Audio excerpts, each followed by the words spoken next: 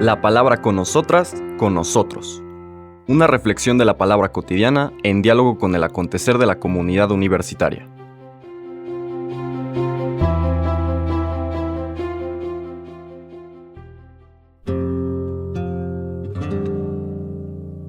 Hola, buenos días.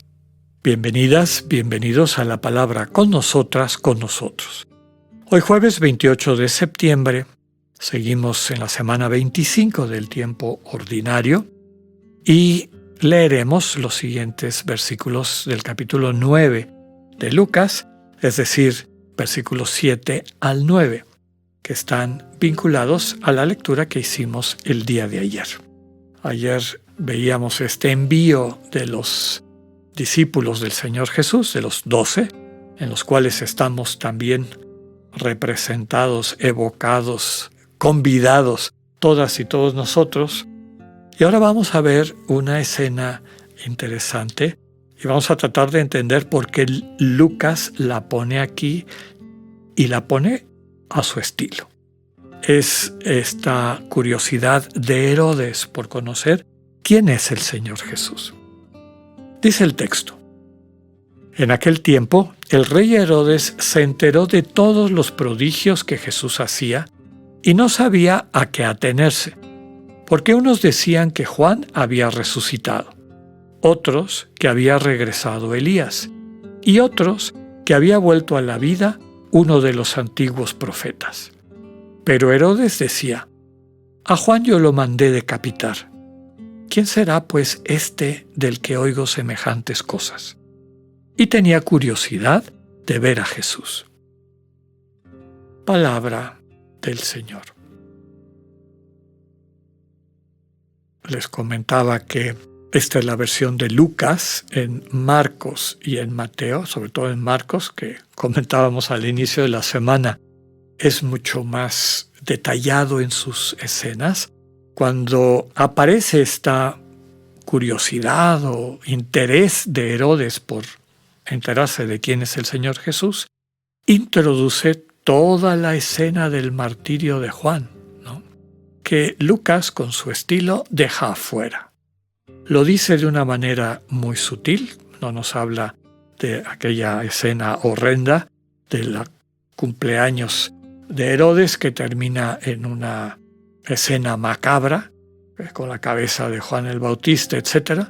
Nos ahorra todo eso Lucas y meramente dice en boca de Herodes: yo mandé decapitar a Juan. Es decir, atribuye a Herodes este hecho deplorable, esta manera de eliminar a Juan, tenido por la mayor parte del pueblo de Israel como un gran profeta, pero que para él y para su entorno se había convertido en una amenaza. Otro elemento que es interesante en la versión de Lucas es que nos presenta a Herodes muy probablemente más como era su estilo, ¿no?, y su convicción.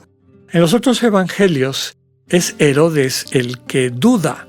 ¿Será que Jesús es Elías o será otro de los profetas o será Juan el Bautista? Y aparece como con miedo, ¿no? Recordemos que Herodes pertenece a la secta judía de la época conocida como saduceos. Digamos que los saduceos serían los equivalentes hoy en día a personas religiosas, pero con un cierto nivel de escepticismo, ¿no?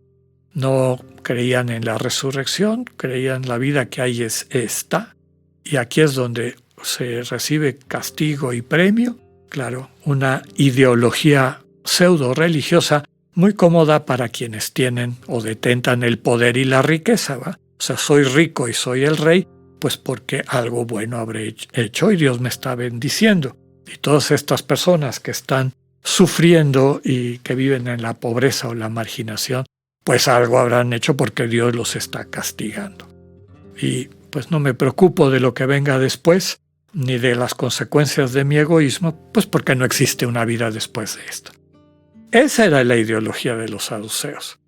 Y yo creo que queda más claro, más, digamos, verdadera o cercana a esa manera de entender esta versión de Lucas.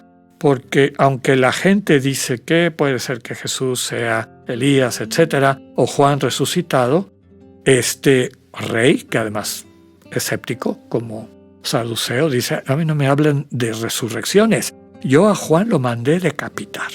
O sea, ese capítulo ya se acabó, ya se cerró. Quiero saber quién es este Jesús. De entrada hay que decir que tal vez le llama la atención que Jesús, como dice el texto, hace prodigios. Juan el Bautista no hacía prodigios al estilo de las expectativas de la gente. Desde luego que hacía un gran prodigio, que era liberar a las personas de la experiencia de culpa, y a veces hasta del engaño, de quienes creían que no tenían culpa, pero que en el fondo estaban muertos. Recordemos sus expresiones duras hacia las figuras o autoridades religiosas que se acercaban a él, ¿no? A las que llama víboras, ¿no? Raza de víboras. Conversión es lo que Dios les pide, transformación de sus vidas. Recordemos que Juan y su movimiento implicaban una revolución religiosa de cara a la práctica común de las dos grandes sectas de la época, saduceos y fariseos, que centraban toda la devoción en el templo y en los ritos del templo. Has cometido un pecado, pues tienes que cumplir una serie de rituales, hacer un sacrificio, pagar una cantidad para que se haga ese sacrificio y serás perdonado por Dios. Recibirás este indulto de Dios. Juan rompe con eso y dice, nada de templo, nada de estar pagando.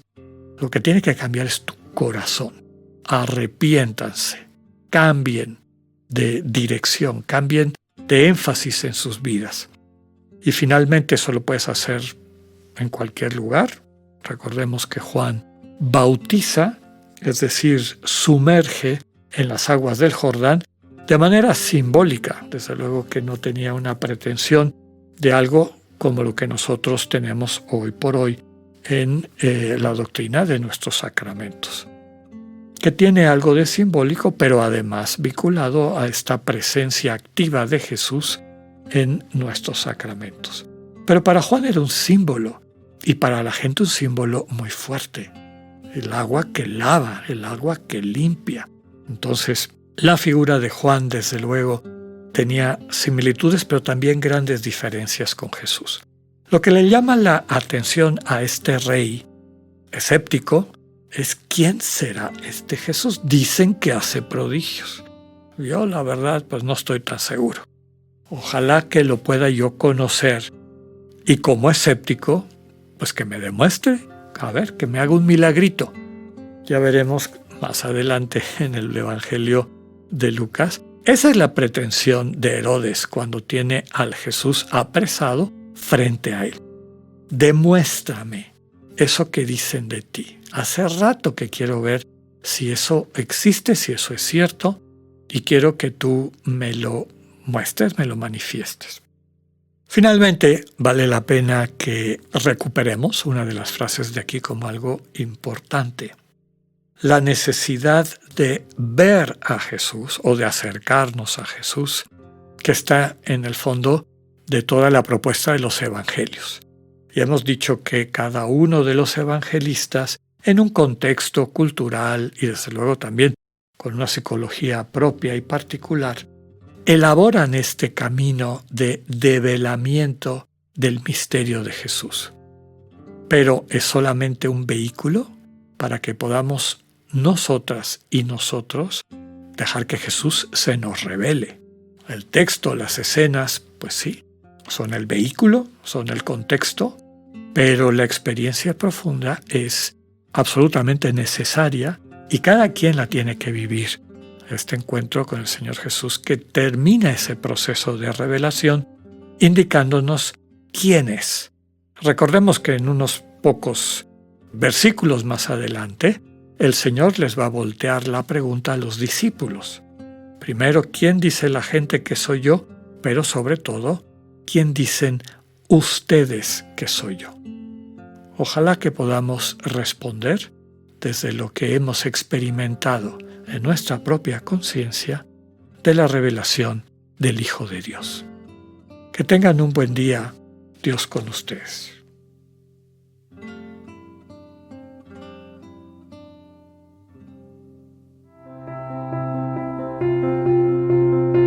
Acabamos de escuchar el mensaje del Padre Alexander Satirka. Escúchalo de lunes a viernes a las 8:45 de la mañana por radioiberoleon.com, a través de nuestra app gratuita para iOS y Android o por Spotify. Esta es una producción de Radio Ibero León en colaboración con el ITESO, Universidad Jesuita de Guadalajara.